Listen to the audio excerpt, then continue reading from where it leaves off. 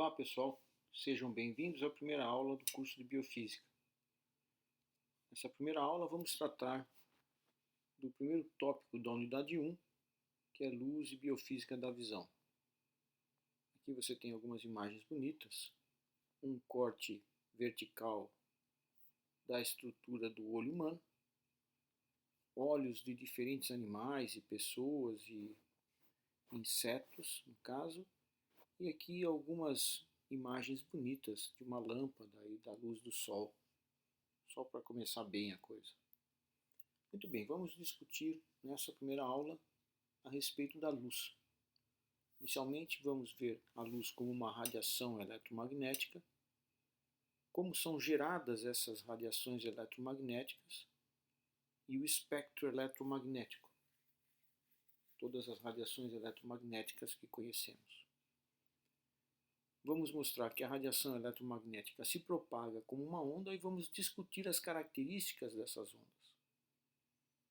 Em seguida, vamos ver alguns fenômenos ondulatórios, como reflexão, refração, difração, interferência e polarização.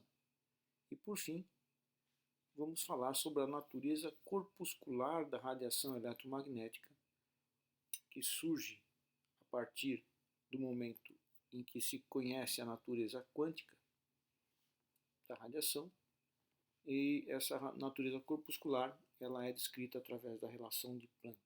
Muito bem, vamos então ver como é que a gente gera radiações eletromagnéticas. De uma maneira geral, quando você tem uma carga elétrica acelerada, ela emite radiação. Aqui você tem uma ilustração de uma carga elétrica negativa, descrevendo uma trajetória na vizinhança de uma carga elétrica positiva. A força exercida sobre a carga elétrica negativa pela carga elétrica positiva faz com que essa carga negativa desvie essa trajetória, ou seja, ela varia a direção da sua velocidade. Então, se ela varia a velocidade, ela está sendo acelerada. Dessa maneira, a carga elétrica sendo acelerada, ela emite uma radiação, que é ilustrada aí nessa figura, como essa seta tortuosa. Muito bem. Uma antena de rádio, de uma emissora de rádio ou de uma emissora de televisão, emite ondas ou radiações eletromagnéticas para o espaço de uma maneira muito similar a essa que nós estamos discutindo. Na antena você tem um campo ou uma diferença de potencial entre as extremidades da antena, que é oscilante. Então você tem elétrons que ora sobem para a antena e logo em seguida descem a antena. Sobem e descem num movimento acelerado, constantemente acelerado. Então essa constante aceleração dos elétrons da antena, com uma certa frequência, faz com que sejam emitidas ondas eletromagnéticas para o espaço, radiações eletromagnéticas para o espaço, com a mesma frequência de oscilação desses elétrons. Isso está ilustrado aqui por essa figura, à sua direita no alto, em que aquela partezinha vermelha representa esse pedacinho da antena onde os elétrons oscilam e geram radiações eletromagnéticas que se propagam no espaço. Outros equipamentos também são fontes de radiação eletromagnética em frequências um pouco diferentes.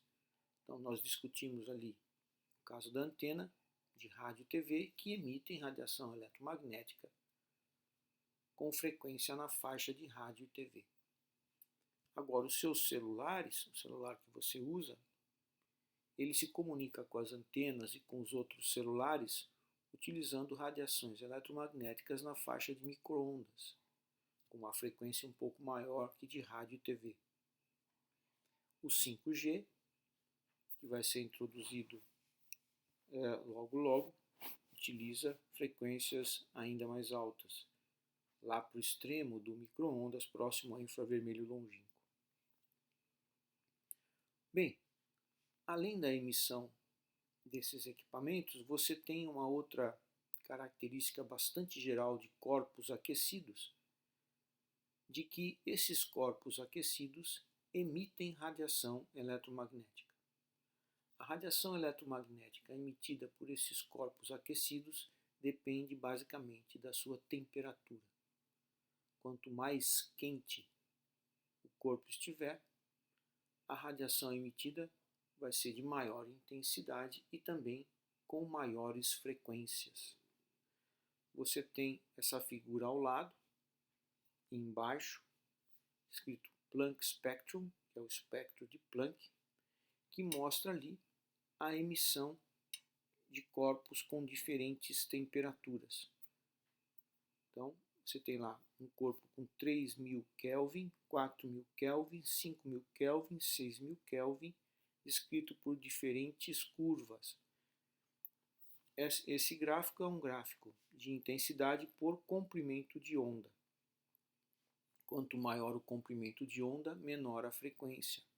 E vice-versa, quanto menor o comprimento de onda, maior a frequência. O que você pode observar é que quanto maior a temperatura do corpo, maior as intensidades das radiações emitidas e também maior a frequência, ou seja, menor o comprimento de onda. A radiação solar é uma radiação, a superfície do Sol, por exemplo, tem uma temperatura de 6.000 K. Então essa curva de 6.000 K, representada nesse gráfico, ela representa mais ou menos a emissão de radiação do Sol. Note que a emissão de radiação do Sol tem o seu máximo, o seu pico, na região que a gente chama de visível, aquela que o nosso olho consegue captar.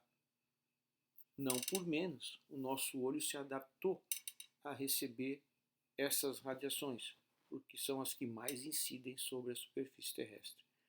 O Sol ainda emite na região do ultravioleta e do infravermelho. Então, infravermelho tem uma frequência menor, o visível tem uma frequência maior e o ultravioleta maior ainda. Então, viemos lá de rádio, TV, micro-ondas, infravermelho, visível, ultravioleta. Mas não para por aí. Você pode ter radiações eletromagnéticas sendo geradas com frequências ainda maiores. Um caso típico desse é o do tubo de raios catódicos, que é essa figura à sua direita acima. Ali você tem uma região evacuada e tem aquele elementozinho preto, que é o chamado cátodo. Ali você tem um filamento pelo qual passa uma corrente. E esse filamento vai ser aquecido e vai emitir elétrons. Esses elétrons vão ser acelerados por uma diferença de potencial em direção àquele elemento vermelho, que é o ânodo. Então, esses elétrons acelerados ganham uma energia cinética bastante alta e se chocam com os átomos desse alvo, desse ânodo.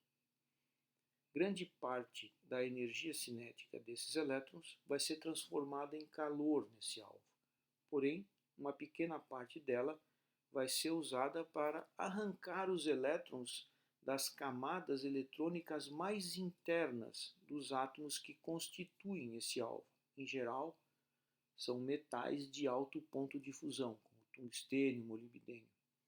Então, elétrons das camadas mais internas desses átomos são retirados, fica lá um buraco, e esse buraco vai ser preenchido por elétrons que estão em camadas mais superiores desses átomos. Quando esses elétrons das camadas mais superiores se deslocam para esse buraco na camada mais interna, emitem uma radiação. E essa radiação vai estar na faixa dos raios X, que tem frequência maior ainda que o ultravioleta. É dessa maneira que se gera, por exemplo, raios X para que você faça lá uma radiografia ou que você faça análise de algum cristal através de difração de raio-x. Além dos raios X, você tem, dos tubos de raios catódicos, você tem uma outra maneira de gerar radiações eletromagnéticas de frequências altas, que é através do decaimento nuclear. Num processo de decaimento nuclear, você pode ter a emissão de 3 tipos de radiação. Uma é chamada radiação alfa, que é uma radiação corpuscular, é um núcleo de hélio ou um átomo de hélio duplamente ionizado, um núcleo de hélio. Uma outra é chamada radiação beta, que basicamente são elétrons, e a outra é chamada radiação gama. Essa sim, uma radiação eletromagnética com energia bastante alta. A faixa das radiações gama e radiação X um pouco se misturam, mas as radiações gama conseguem atingir energias até mais altas que as radiações X. Por fim, você tem radiações eletromagnéticas de maior frequência que a gente conhece, que são os raios cósmicos, que são provenientes do espaço sideral. Muito bem, então vimos aí quais são os tipos de radiação eletromagnética que a gente conhece e nós podemos coletar essas informações naquilo que a gente chama de o espectro eletromagnético. Aqui nessa figura você vai ver lá na parte de cima a variação de comprimento de onda e na parte de baixo a variação de frequência. Então você nota que essas duas grandezas são inversamente proporcionais. O comprimento de onda ali em cima dado em metros e a frequência aqui embaixo dado em hertz. Hertz é igual, a unidade hertz é 1 sobre segundo. Muito bem, então você tem lá na extrema esquerda do espectro uma sigla LH, que seriam long waves, ondas longas, de grande comprimento de onda, porém de pequena frequência. Logo em seguida você vai ter as ondas de rádio que havíamos discutido. Então você tem ali depois as ondas de TV, VHF e UHF. Logo em seguida você vai ter a faixa de micro-ondas. Você vai crescendo em frequência, diminuindo em comprimento de onda. Logo depois do micro-ondas o infravermelho. Logo depois do infravermelho uma pequena faixa, que é a faixa do visível. E logo depois o ultravioleta, os raios X, os raios gama e aqui não aparecem os raios cósmicos. Então você vê lá um radinho lá embaixo, uma antena representando ali um aquecedor, que é a radiação infravermelha, o Sol, na faixa do visível, e lá para frente um perigo, que são radiações ionizantes, os ultravioleta de maior frequência, os raios X e os raios gama são radiações ionizantes. Elas retiram elétrons dos átomos e das moléculas.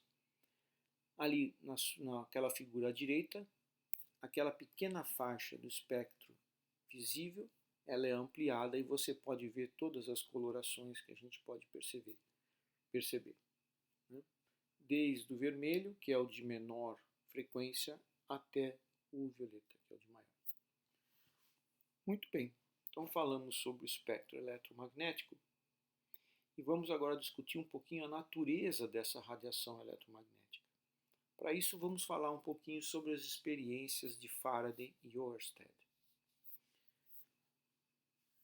A eletricidade e o magnetismo, elas historicamente foram desenvolvidas separadamente. Então se conhecia fenômenos elétricos e se conhecia fenômenos magnéticos, mas não havia uma conexão clara entre essas duas ciências. Isso foi dirimido, a conexão entre essas duas ciências foi realizada a partir das experiências de Faraday e de Oersted. Na experiência de Faraday, Michael Faraday, ele tinha um ímã aqui nessa figura superior, tem a mãozinha segurando um ímã com o polo norte e o polo sul, as linhas de campo magnético saindo aqui na frente do polo norte. E logo próximo a esse ímã você tem uma espira, que é um fio condutor, conectado a um amperímetro, que vai medir a corrente que passa por essa espira. Bem, você não tem nenhuma bateria aí, certo? Então, você não teria nenhuma corrente passando pela espira. Porém, o que Faraday observou é que, se houver um movimento relativo do ímã em relação à espira, haverá passagem de corrente nessa espira. se ele aproxima durante a aproximação do ímã em relação à espira, vai passar a corrente e o amperímetro vai marcar essa corrente. Digamos que na aproximação essa corrente seja positiva. Quando ele para o movimento do ímã em relação à espira, essa corrente cessa, ela vai a zero. Agora, se ele afasta o ímã da espira, surge novamente corrente na espira, só que agora é um movimento de afastamento e essa corrente, medida pelo amperímetro, digamos, seja negativa. Vai ser o oposto da corrente gerada quando da aproximação. Muito bem. O que pode então estar causando essa corrente na espira?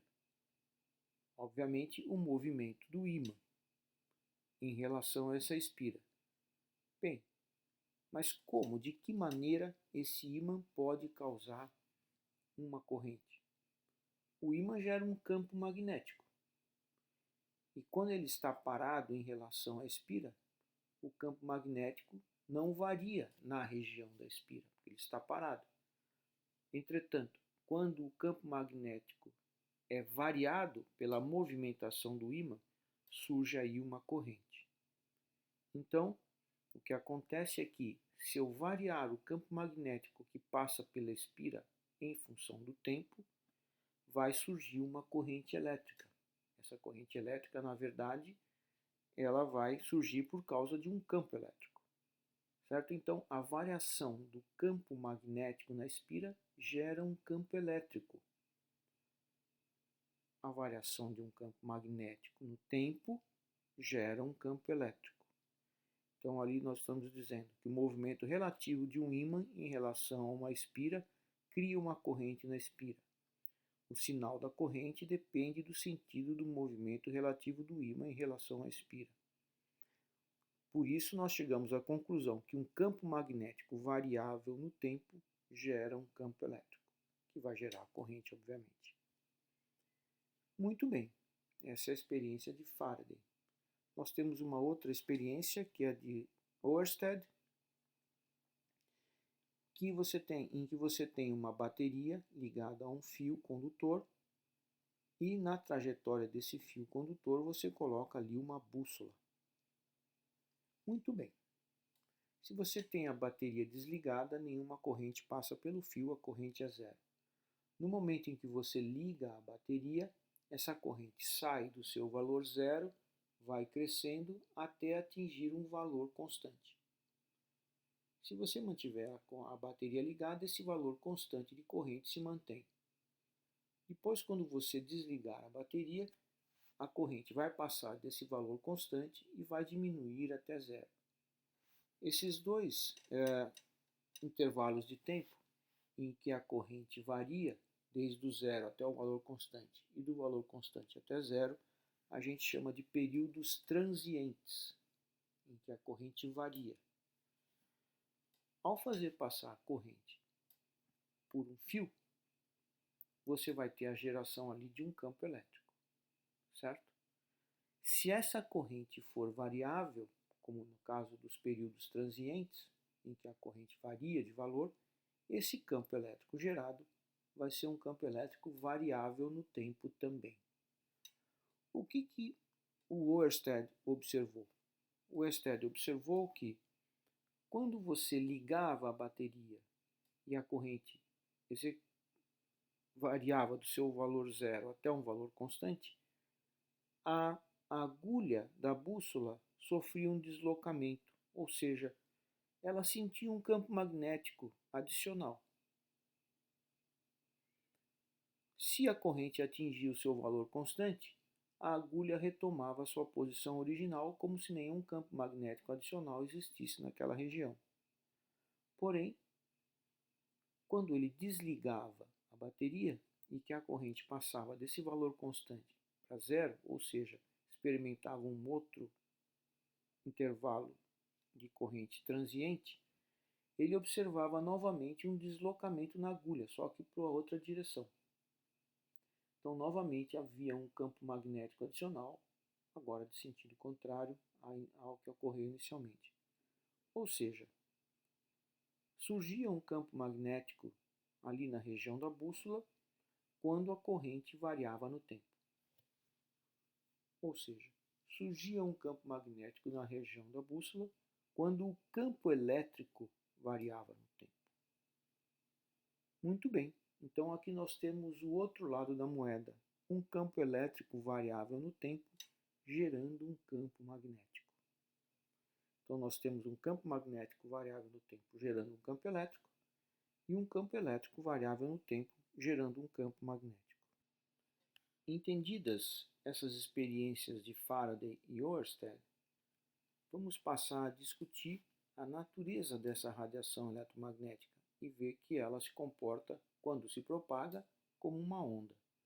Então você tem aqui duas equações que para vocês podem parecer bastante estranhas e difíceis, que são duas das equações chamadas equações de Maxwell. Basicamente, a intenção dessas equações é mostrar que há uma relação direta entre a variação do campo elétrico no tempo com com a geração de um campo magnético e também a variação do campo magnético no tempo com a geração de um campo elétrico.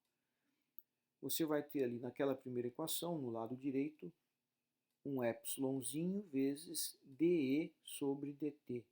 Esse dE sobre dt é a variação do campo elétrico no tempo.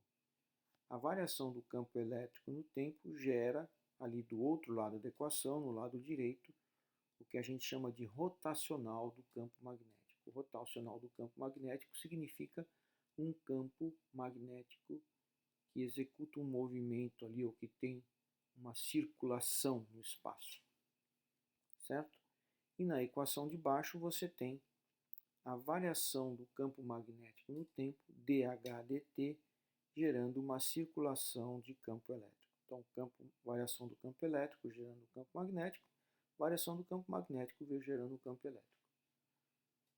Muito bem. Então, se você tem ali, por exemplo, uma fonte de radiação eletromagnética, como uma antena ou como um tubo de raios catódicos, você vai ter o quê?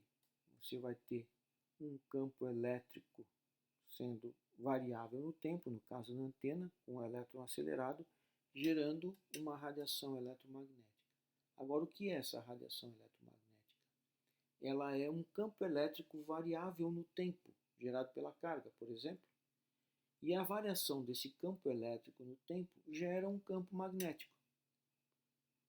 E esse campo magnético também vai ser variável no tempo, porque o campo elétrico gera é variável. Então, a variação do campo elétrico gera um campo magnético e a variação do campo magnético gera um campo elétrico. E isso se perpetua com essas variações de campos elétricos e magnéticos se propagando no espaço. Uma representação disso que eu estou lhe dizendo é dada aqui nessa figura à direita superior. Você tem no eixo vertical o que seria o campo elétrico variável no tempo. Você tem ali uma função tipo seno, né? Ela passa de zero, vai para o máximo, passa em zero novamente, vai para o mínimo, passa em zero, vai para o máximo e assim por diante. Um movimento periódico do campo elétrico, uma variação periódica do campo elétrico na direção vertical. Na direção horizontal, você tem o campo magnético e a sua variação no espaço, certo? Então, você tem campos elétricos e magnéticos variáveis. Esses campos elétricos e magnéticos variáveis se propagam no espaço. A direção de propagação é perpendicular à direção de oscilação desses campos elétricos e magnéticos. Então, ela é dada pela direção desse eixo maior. Essa é uma onda, então, veja bem, se você olhar, isso é um movimento ondulatório, tá certo? A gente vai discutir as características desse movimento ondulatório. Então, a radiação eletromagnética era, na verdade, uma onda eletromagnética. E a natureza dessa onda eletromagnética são campos elétricos e magnéticos variáveis no tempo que se propagam. Nesse quadrado aqui em laranja, a gente coloca algumas afirmações. Então, uma vez que você gera uma onda eletromagnética, essa se propagará sem que seja necessária a presença de uma fonte. Então, uma vez que ela se propague, quem a gerou já não importa mais. Os campos elétricos e magnéticos vão um gerando o outro e eles vão se propagando. E também bastante importante é dizer que, no caso de uma onda eletromagnética, não há necessidade de um meio material para sua propagação. Veja, ali eu não assumi que essa onda está se propagando em nenhum meio material específico. Ela pode se propagar inclusive no vácuo. Tá? Já uma onda sonora, por exemplo, que não é uma radiação eletromagnética, ela depende de um meio material para se propagar. Então o som não se propaga no vácuo. Vamos ver então algumas características do que é essa onda. Vimos radiação eletromagnética, espectro eletromagnético, a radiação eletromagnética se propaga com uma onda e agora vamos tentar responder essa pergunta de o que é uma onda. Tá? Então uma onda basicamente é uma perturbação que se propaga no espaço e no tempo, transportando energia, mas não matéria. Então isso é curioso se você olha, por exemplo, a ola num estádio de futebol, isso forma uma onda de pessoas se levantando e se sentando. Porém, nenhuma pessoa se desloca do lugar que ela está. Então a energia dessa onda se propaga, mas as pessoas, que são os elementos dessa onda em cada ponto, eles permanecem na mesma posição. Certo? Então ela transfere aquela energia da onda, mas não transfere pessoas de um lado para o outro. Tá? Então a onda transfere energia, mas não matéria. E é uma perturbação. A perturbação, no caso aí do exemplo que eu dei, é a movimentação da pessoa que está sentada e se levantar. Ela perturbou o estado natural das coisas, que era todo mundo estar sentado. Então a perturbação é o levantar. Essa é a perturbação. Nessas figuras que aparecem aí, a perturbação, no caso, é o deslocamento de uma certa porção de água ocasionado pela queda de uma pedra ou por alguma outra coisa. Então, a pedra caindo numa certa região da água vai provocar o deslocamento daquela água e esse deslocamento vai se propagar pelo lago ou pela superfície da água. Então essa perturbação vai se deslocar, mas a água não é transportada. Então naquele ponto onde bateu a pedra, a água vai executar um movimento de sobe e desce, que é um movimento oscilatório. Certo? Então cada ponto da superfície da água vai executar um movimento oscilatório na vertical, enquanto que a onda vai se propagar na horizontal. Então cada ponto da região por onde passa a onda sofre um movimento oscilatório e essa onda se propaga, permanecendo a matéria no mesmo lugar onde ela estava. Ok? Muito bem. Quais são as características? Como é que a gente estuda uma onda? Então, características típicas de uma onda são o comprimento de onda, a frequência, a amplitude, o período, posso assim dizer, mas o período está diretamente relacionado à frequência, e a velocidade de propagação. Aqui novamente a gente coloca uma onda eletromagnética com os campos elétricos e magnéticos oscilantes, mas também coloco aqui uma onda sonora. Tá? Ali você tem regiões de maior densidade do ar e regiões de menor densidade do ar, que são geradas a partir do movimento do diafragma de um alto-falante. Então, quando o diafragma desloca o ar para frente, ele comprime aquela região de ar. Quando o diafragma se afasta do ar, quando ele provoca uma região de rarefação, você tem uma região de menor pressão. Então, você vai ter uma maior densidade do ar, uma maior pressão, seguida de uma região de menor densidade do ar, menor pressão, e ali você mostra os valores de pressão como uma onda, aquele sinal em azul mostrando valores de máxima pressão, de mínima pressão, máxima pressão, mínima pressão. Então isso é uma onda de compressão e rarefação. Isso é uma onda típica, onda sonora. Tá? Aquela figura mais à direita mostra, na verdade, um pulso se propagando. Aquela mão provoca um deslocamento e esse deslocamento da posição de equilíbrio se propaga na direção perpendicular à direção do deslocamento em si. Tá? Isso é chamado um pulso. Muito bem, vamos discutir com um pouco mais de detalhe cada uma dessas características. O comprimento de onda é a menor distância entre dois pontos em fase de uma onda. Então vamos voltar um pouquinho e falar o que é esse em fase.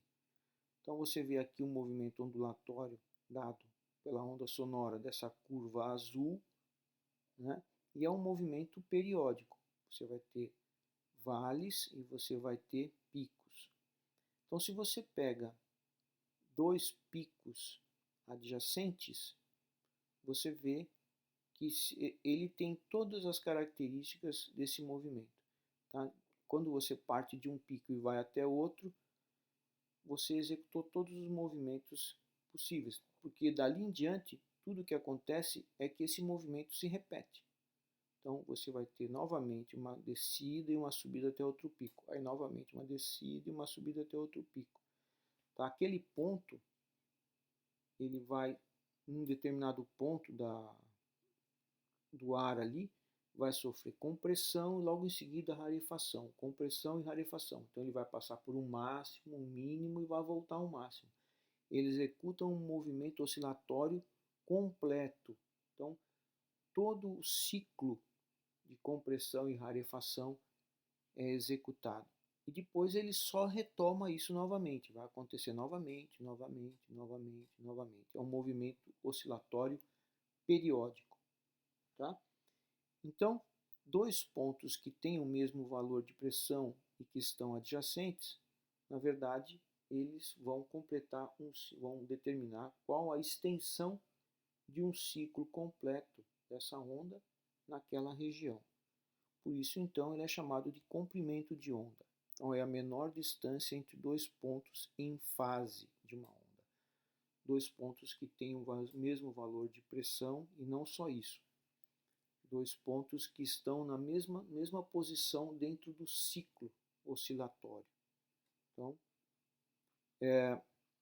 o período ele é o tempo que esse ciclo completo de oscilação leva para acontecer. Tá? Então, o período é o tempo completo de um ciclo de oscilação. Oscilação aí de um ponto um ponto por onde passa essa onda. Né? Pode ser um ponto material ou mesmo um ponto imaterial. Se passa uma onda eletromagnética, vai ser o ciclo completo de variação do campo elétrico. Então, se você nota, você pega o comprimento de onda e você divide pelo período, você vai ter a distância entre dois pontos dividido pelo tempo para que isso ocorra. Então, é a distância entre dois pontos dentro de uma oscilação dividido pelo tempo para que ocorra essa oscilação. Então, seria distância por tempo, você teria a velocidade. Então, o comprimento de onda dividido pelo período dá a velocidade de propagação dessa onda. Por outro lado, a frequência ela é justamente o inverso do período. Ela é o número de oscilações que ocorre por unidade de tempo. Então, quantas oscilações ocorrem num determinado ponto ali por unidade de tempo? Tá? Então, se você estiver olhando um determinado ponto do material e passado um segundo ocorrer uma oscilação daquele ponto, uma oscilação completa, você diz, essa onda tem frequência 2 Hz. A unidade de frequência é em Hz. A unidade do período é em segundos. A unidade do comprimento de onda é em metros.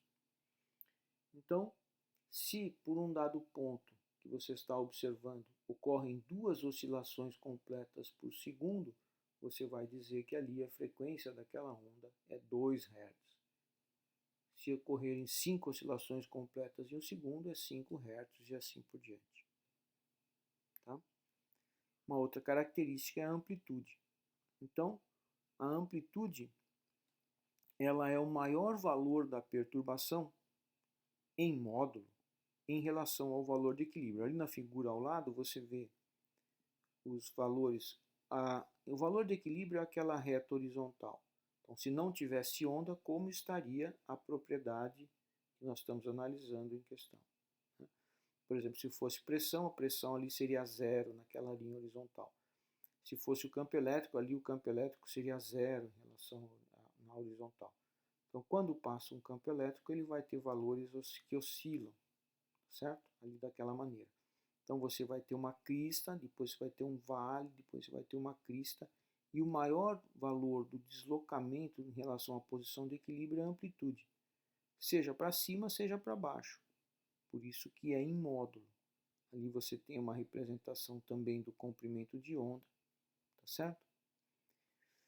E a velocidade de propagação é justamente isso, como esse perfil de onda, você tem ali um perfil de onda, se propaga, com que velocidade esse perfil de onda se propaga no espaço. E como eu já adiantei para vocês, essa velocidade vai ser dada pela razão do comprimento de onda e do período. Então, o comprimento de onda dividido pelo período é a velocidade. Mas como a frequência é o inverso do período, a velocidade também pode ser escrita como sendo comprimento de onda vezes frequência, como nós vamos assinalar um pouquinho mais para frente. Ainda discutindo características das ondas, as ondas podem ser longitudinais ou transversais. Então você tem a oscilação, a perturbação, né, provocada no meio, e você tem a direção de propagação dessa onda. Então, as ondas são ditas longitudinais quando a direção da perturbação é a mesma da direção da propagação. Se você notar ali naquela figura superior, você tem uma onda sonora. A perturbação se dá no eixo horizontal. Então, você tem ali variações de pressão. Se você caminhar no eixo horizontal, você passa por regiões de maior pressão, menor pressão, maior pressão, menor pressão, maior pressão, menor pressão.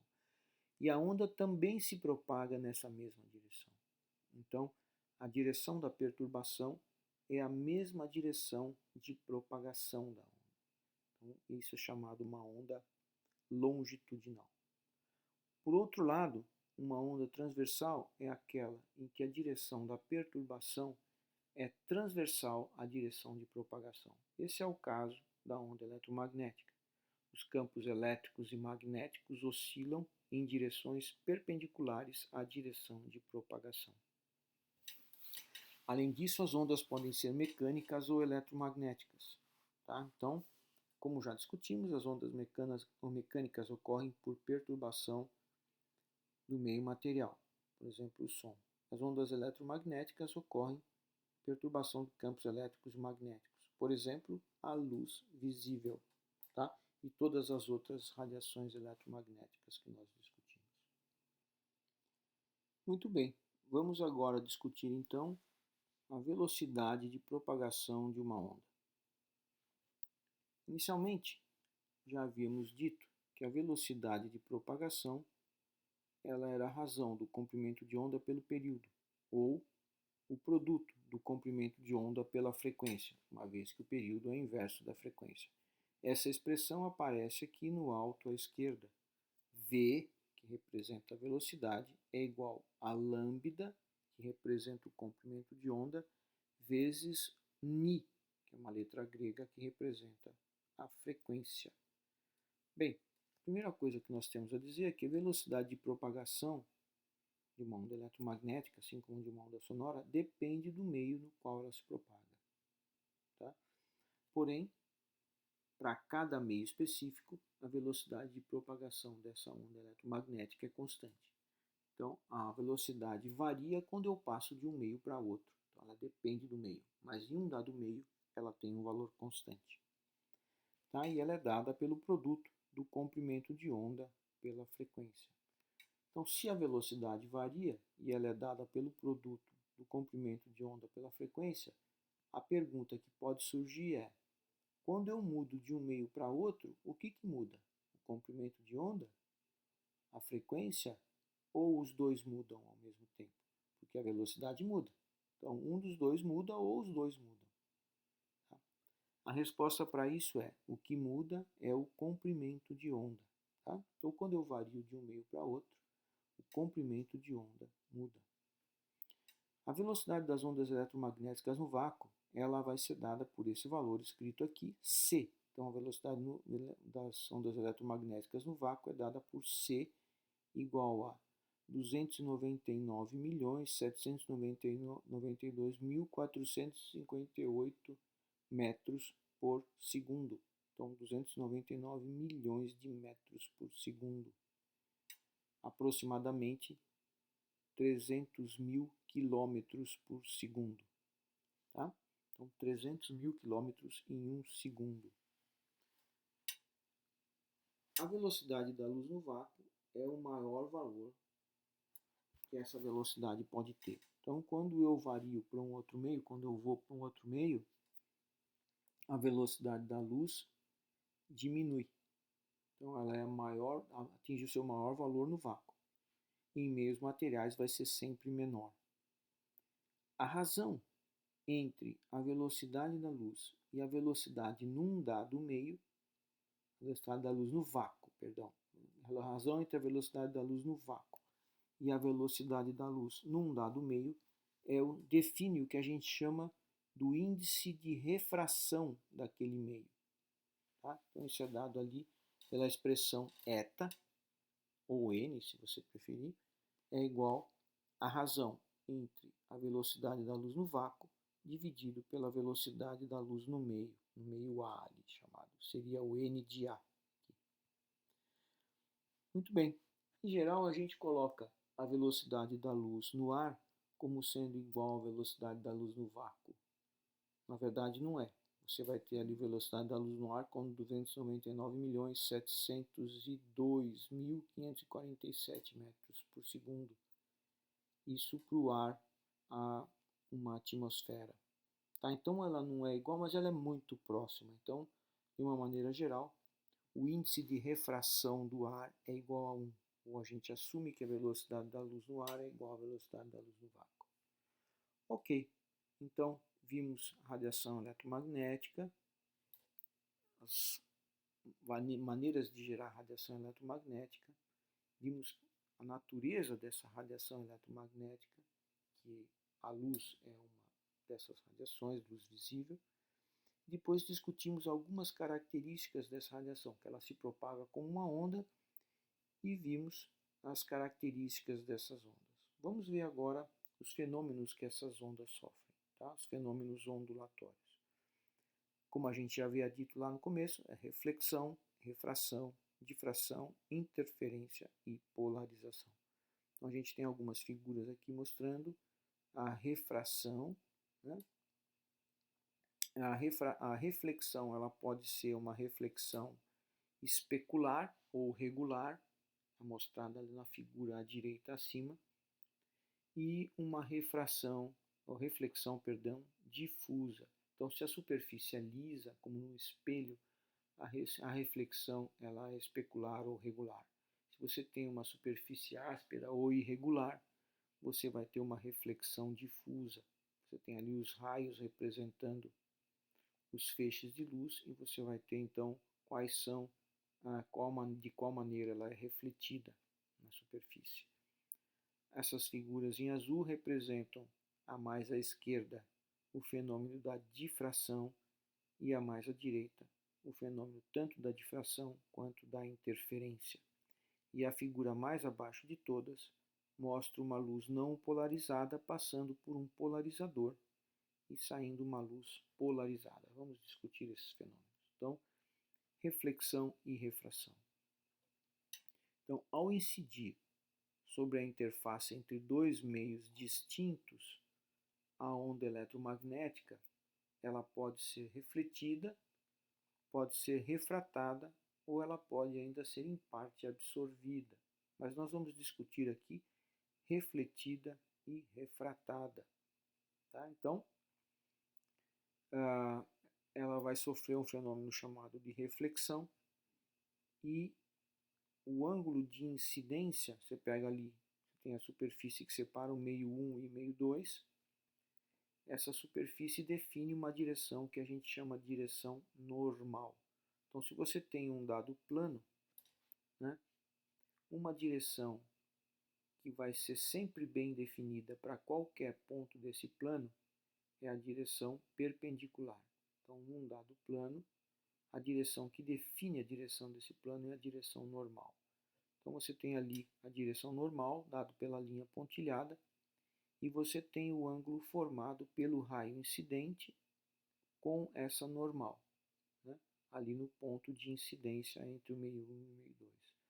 O ângulo formado entre o raio incidente e essa normal é chamado ângulo de incidência. E o raio formado pelo raio refletido e essa normal é chamado ângulo de reflexão. Certo? Então, na reflexão, esses dois ângulos são iguais, tá? Uma reflexão regular, como nós estávamos discutindo. Então, o ângulo de incidência, θ1, ali na figura, vai ser igual ao ângulo de reflexão, θ1'. Tá? Tanto o raio refletido quanto o raio incidente estão no mesmo material. Muito bem, mas além de refletido, essa luz pode ser em parte refratada. Parte da luz é refletida, parte é refratada. Tá? E o ângulo de incidência ele vai ser diferente do ângulo de refração. Tá? Você vai ter ali o ângulo de refração sendo θ2, você tem ali o raio refratado, e o ângulo de refração é medido também com relação à normal. A relação que existe entre os ângulos de incidência e o ângulo de refração é dada pela lei de Snell-Descartes. Tá? Essa lei de Snell-Descartes leva em conta o índice de refração de cada meio, que nós acabamos de discutir. Tá? O índice de refração é uma grandeza sem unidade. Ela é dada pela razão de duas velocidades, então é uma grandeza sem unidade.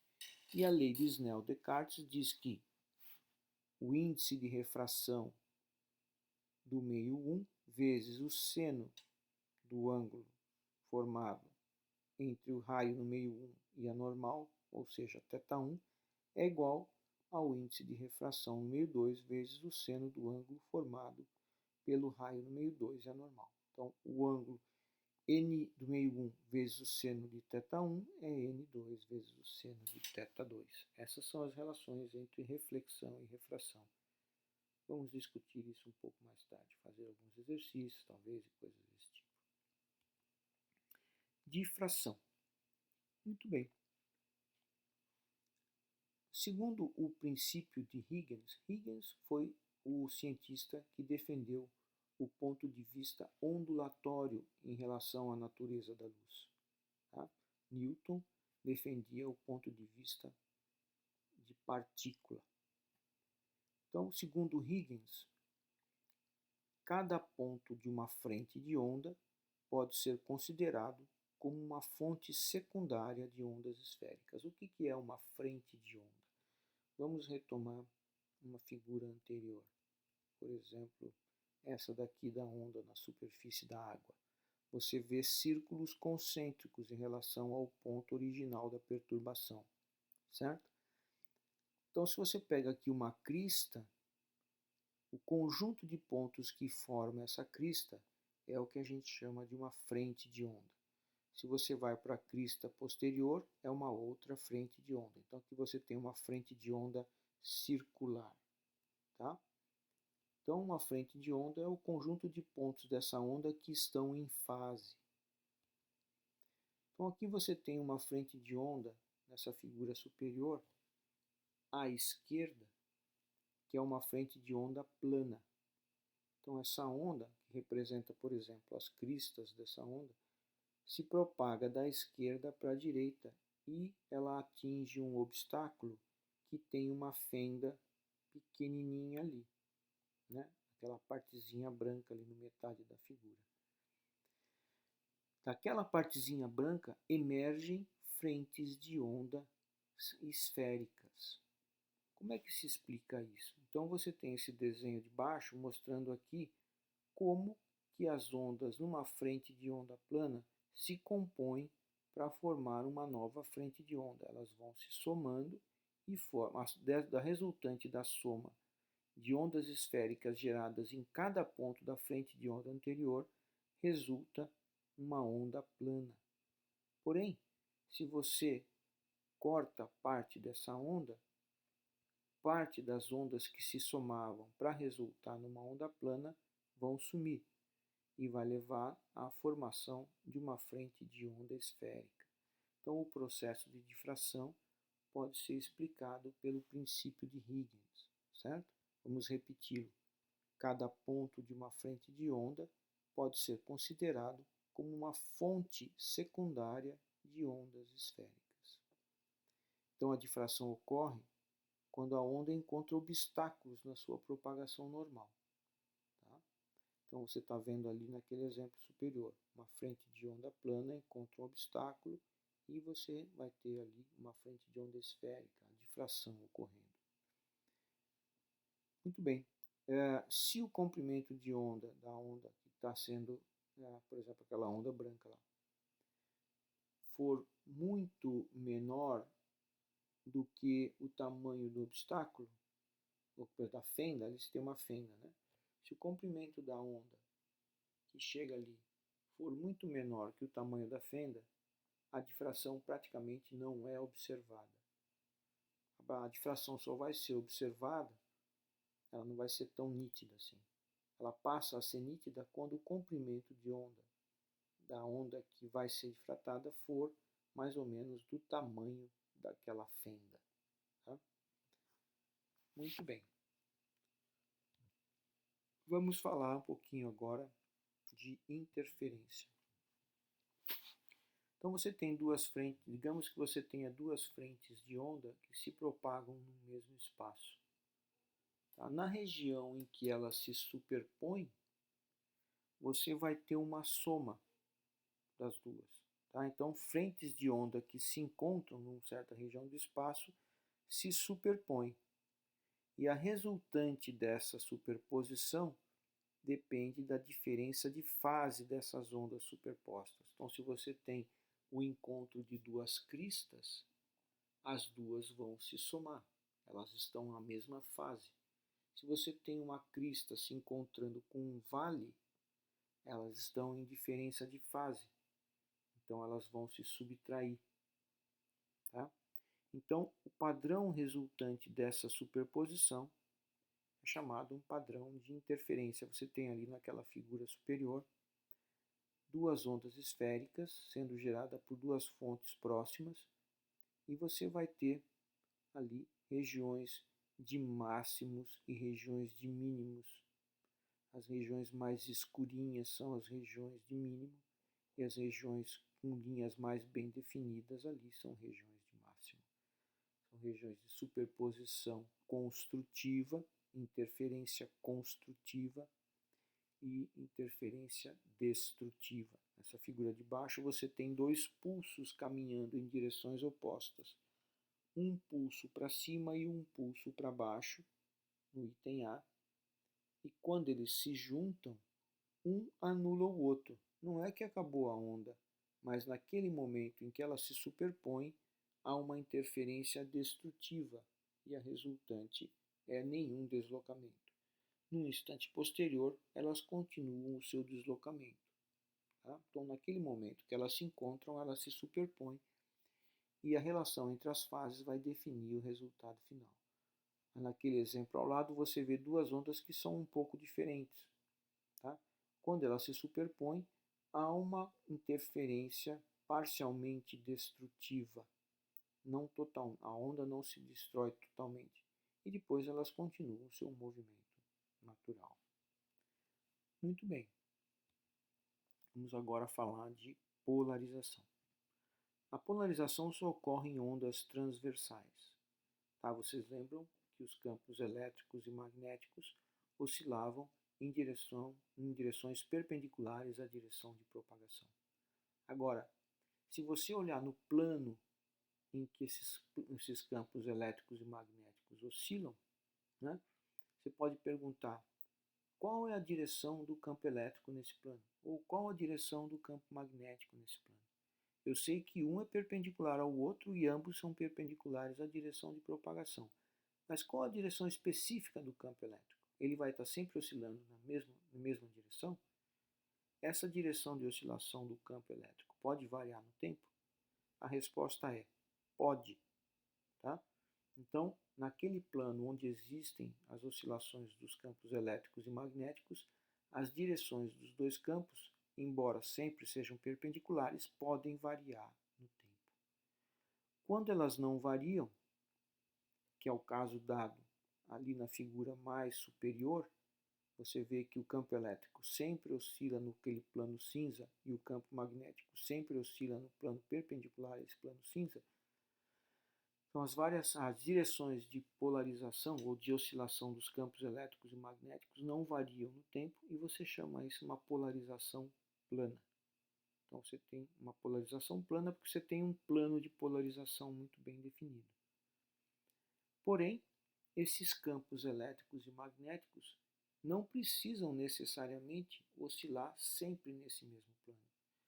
Pode ser que esses dois campos elétricos e magnéticos, com o deslocamento da onda, eles podem girar em torno do eixo de propagação. Tá? Então você tem naquela figura do meio ali uma imagem de qual seria o campo elétrico em função da propagação daquela onda. Ele executa ali um movimento circular. Então, o campo elétrico e o campo magnético, eles vão girar naquele plano, formando uma polarização que a gente chama de uma polarização circular. Tá? Então, isso é um fenômeno que só ocorre com ondas transversais. Tá bem? Quando você tem uma fonte normal, como uma luz na tua casa, a luz que sai dali é uma luz não polarizada. Ela emite radiação eletromagnética com todos os planos de polarização possíveis. Tá? Então, ela é não polarizada. Mas você pode escolher um certo plano de polarização usando um instrumento chamado um polarizador. Você tem alguns óculos escuros que usam lente polarizada. Então você tem aqui naquela figura mais embaixo uma luz não polarizada passando por um polarizador e saindo ali uma luz polarizada. Por fim, vamos falar um pouquinho sobre a natureza corpuscular da radiação eletromagnética. Por volta da virada do século XIX para o século XX, existia um problema teórico a respeito da explicação da radiação emitida por um corpo negro. Um corpo negro pode ser simulado por uma cavidade fechada, como nessa figura no alto, a uma dada temperatura. O corpo negro é aquele corpo que absorve toda a radiação que sobre ele incide. Então, ali dentro você tem o corpo a uma dada temperatura, emitindo radiação, e toda essa radiação fica confinada no corpo negro, a menos por um pequeno orifício, de onde sai a radiação emitida por esse corpo. Muito bem. O que acontecia era que você tinha o espectro experimental, o espectro emitido. Ali embaixo você tem o espectro emitido pelo Sol, por exemplo, um corpo a uma dada temperatura. E a explicação dada pela física daquela época era dada por essa linha pontilhada no gráfico. Ou seja, a explicação estava completamente errada. Então a teoria naquela época existente, que supunha uma emissão de radiação em todas as energias possíveis, falhava. Então Max Planck, tentando explicar a radiação do corpo negro, propôs que os elétrons que compõem as paredes da cavidade do corpo negro vibrassem somente com determinadas energias e não com qualquer uma. E ele propôs uma expressão que é dada aqui por E igual a NH-ni, E a energia emitida, igual a N é um número inteiro, H é uma constante, que hoje a gente chama de constante de Planck, vezes a frequência. Então, a energia emitida, ela não tinha qualquer valor, era sempre um múltiplo inteiro dessa quantidade que é h vezes ν, constante de Planck vezes a frequência. Então, essa teoria de Planck propunha que a radiação fosse emitida em energias discretas, não continuamente. Discreta, nesse caso, podemos falar por quantizada. A energia era emitida em pequenas partes de energia, né? Não uma forma contínua, e sim discretamente. O Planck, na verdade, supunha não que a radiação fosse quantizada, né? Que a radiação eletromagnética existisse em energias discretas, mas sim que o movimento dos elétrons nas paredes fossem quantizados, que a energia dos movimentos é que fosse discreta. Dessa forma, eles emitiriam uma radiação com energias discretas. Tá? Essa era a proposição do Planck. Ele, na verdade, não acreditava que a energia da radiação fosse discretizada, e sim que o movimento dos elétrons fosse discretizado. Com essa proposta, o Planck conseguiu explicar direitinho o espectro de radiação do corpo negro. Então, alguma verdade tinha nisso. E essa dúvida do Planck permaneceu até que o Einstein propôs uma explicação para o efeito fotoelétrico usando a hipótese de Planck. O efeito fotoelétrico é o seguinte: você tem aquela figura ali em cima, você tem um feixe de radiação, que são aqueles raios vermelhos, incidindo sobre um metal. Esse feixe de radiação, ao incidir sobre o metal, pode fazer elétrons serem tirados do metal, arrancados do metal. E esses elétrons vão ser acelerados por uma diferença de potencial e você vai então medir a corrente gerada por esses elétrons que são retirados. Quanto maior a corrente, maior o número de elétrons que foi retirado. O que eles observavam é o seguinte, que eles poderiam aumentar a intensidade do feixe de radiação o quanto eles quisessem. Se a frequência estivesse abaixo de um certo limiar, nenhum elétron era tirado.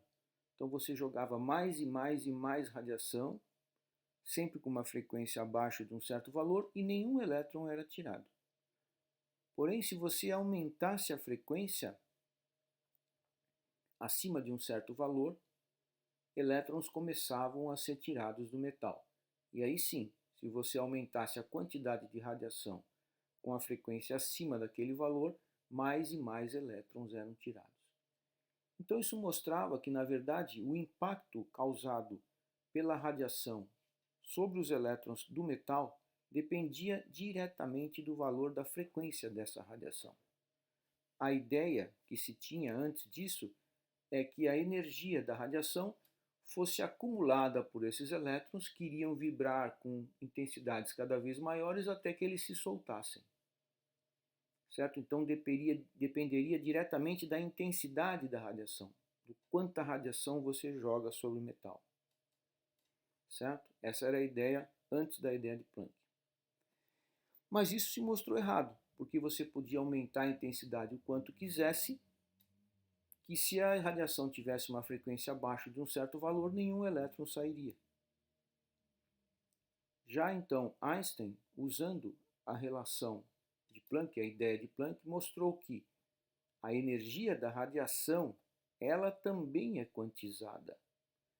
Quer dizer, a quantidade de energia que ela transfere depende diretamente do valor da sua frequência. Então, isso ia um pouco além daquilo que Planck havia suposto. A própria radiação tem a sua energia quantizada. Ou seja, a energia da radiação ela é transferida em pequenas partes de energia, em partículas de energia. E essas partículas de energia da radiação vão receber o nome de fótons. Então, a hipótese de Einstein, que foi comprovada pela explicação do efeito fotoelétrico, é que a radiação tem um caráter corpuscular. Ela é formada de partículas de energia. Então, a radiação, como a gente viu, se propaga como uma onda, porém, quando ela interage com outros materiais, ela é captada na forma de partículas, certo? Muito bem, então um breve resumo dessa aula é que a luz é uma onda eletromagnética que exibe também características corpusculares, ou seja, a radiação eletromagnética tem natureza dual. Ela é tanto uma onda quanto uma partícula. A luz propaga-se como uma onda, mas é captada em quantidades discretas de energia, os fótons, que têm sua energia dada como um múltiplo inteiro de sua frequência. A luz também sofre reflexão, refração, difração, interferência e pode ter diferentes polarizações. Isso conclui a primeira aula e vejo-os na segunda aula e nas outras. Até mais!